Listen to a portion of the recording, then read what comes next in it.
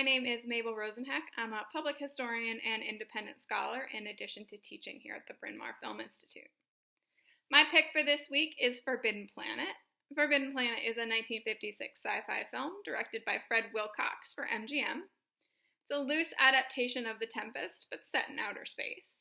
It stars Walter Pidgeon as Dr. Morbius, Anne Francis as his daughter Altera, Leslie Nielsen as Commander Adams, and Robbie the Robot in his debut role. So this is a great 1950s film. The starship crew goes to investigate what's happened to an Earth expedition to Altair 4. And when the crew gets there, they learn that Dr. Morbius has discovered ancient technology that is far advanced of anything they have on Earth, even in the 23rd century. So there's this great 1950s set design and special effects. They're both very cutting edge and now also feel very dated and very of their time. So it's shot in CinemaScope and Eastman color, which gives it that 1950s feel. It's an early, if not the first film to be set entirely on another planet. So we get this dramatic desert exteriors as well as these rich space age, mid-century modern interiors. So the set design, really reflects the 1950s aesthetics. The film uses animation as well as live action. The effects team was nominated for an Academy Award.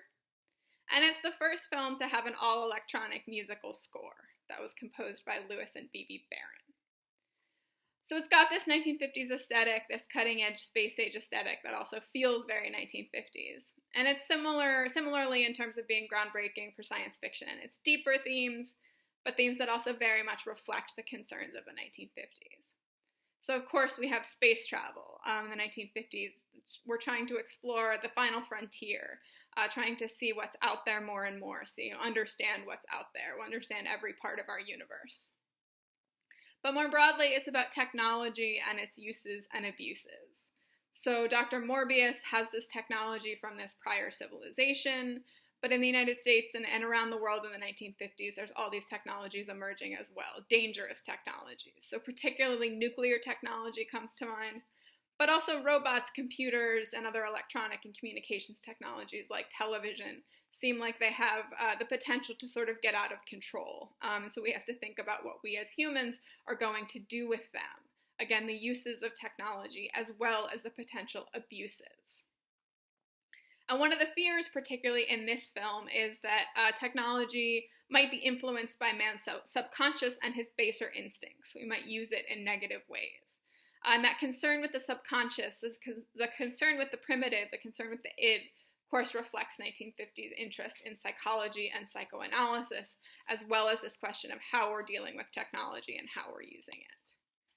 So above all, there are really all these questions of power at stake. The power of the mind comes up over and over again.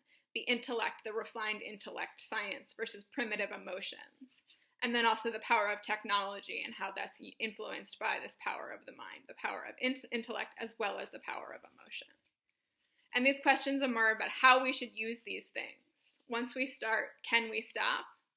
And if we can control more and more of what happens in the world, should we? Should we play God? Should we shape the world? Or should we leave it the way that it's always been? So these are themes that are emerging, that are certainly still relevant today, and are emerging as relevant themes in science fiction as a genre that has something to say, something serious to say, that can use the future to explore what's going on in the present.